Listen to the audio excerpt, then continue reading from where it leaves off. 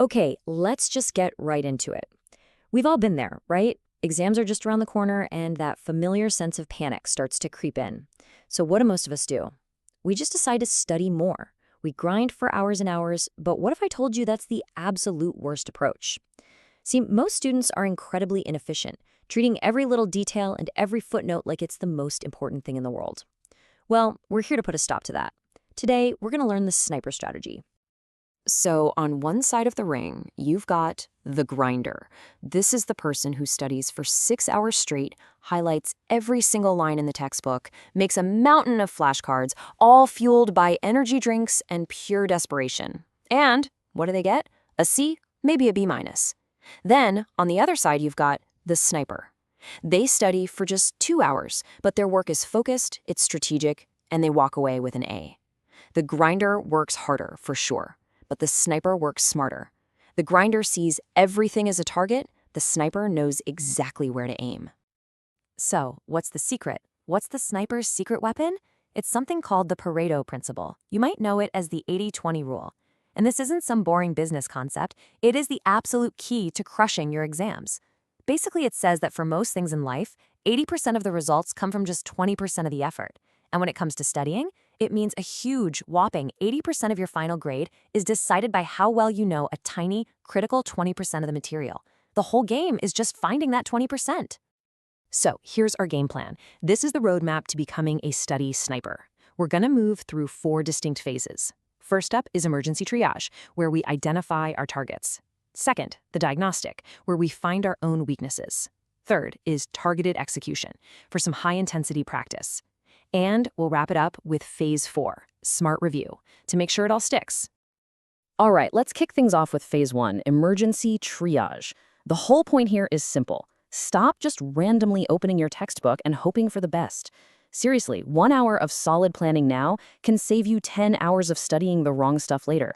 This is where we stop guessing and we start hunting for those high-value targets.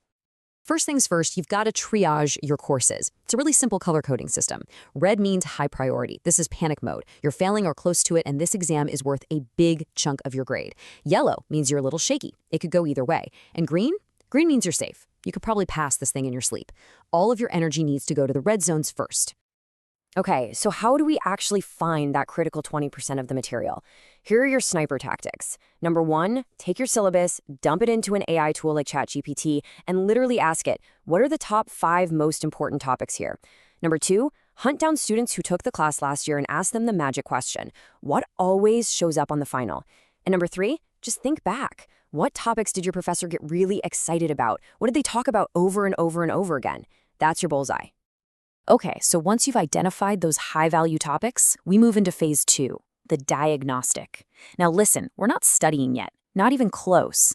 This is all about taking a brutally honest look in the mirror to figure out what you actually know, and more importantly, where your biggest weaknesses are. It's a total reality check. And here it is, maybe the single most important step in this entire process. You need to find a past exam paper, set a timer for the real exam duration, and just do it. No notes, no looking at your phone, no cheating. This isn't about getting a good grade, it's about gathering intelligence. It will show you, with perfect clarity, where all the holes are in your knowledge when you're under real pressure. Now, you're going to grade that practice test. And for every single question you got wrong, you have to do what's called a why analysis. You need to figure out why you got it wrong.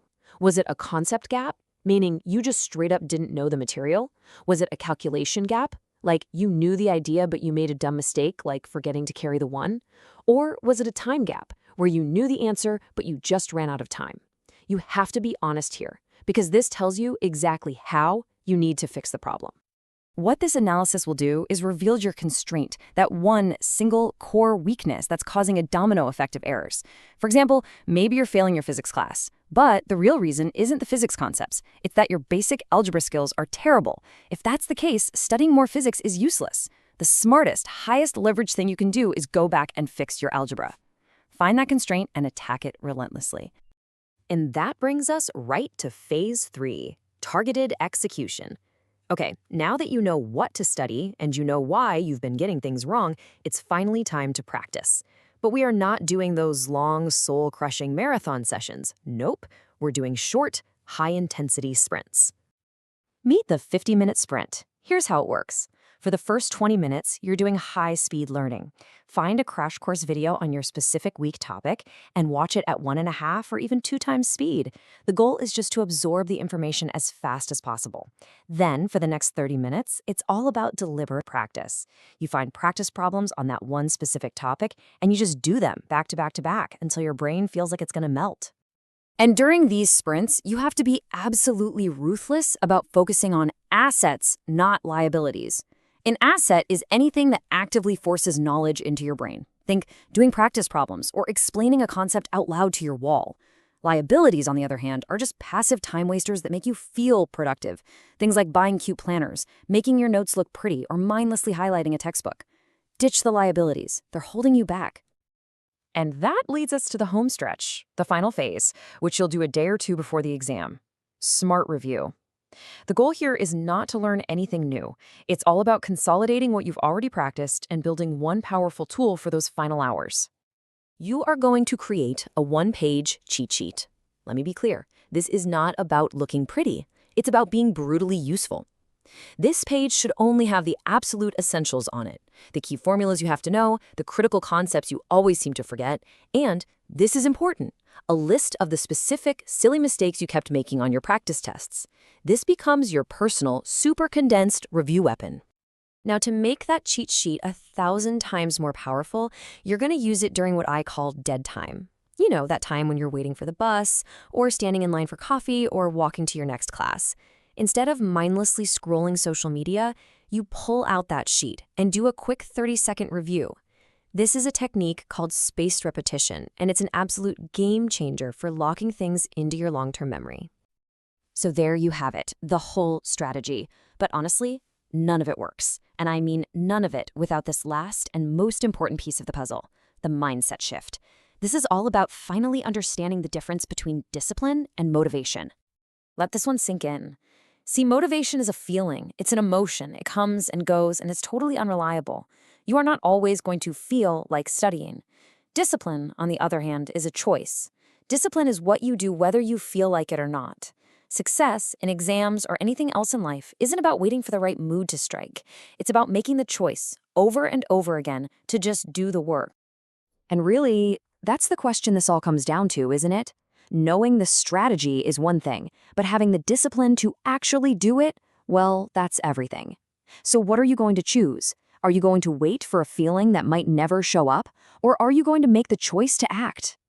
Don't wait. Don't plan to start this tomorrow. Start right now. Your very first 50-minute sprint can begin the second this is over.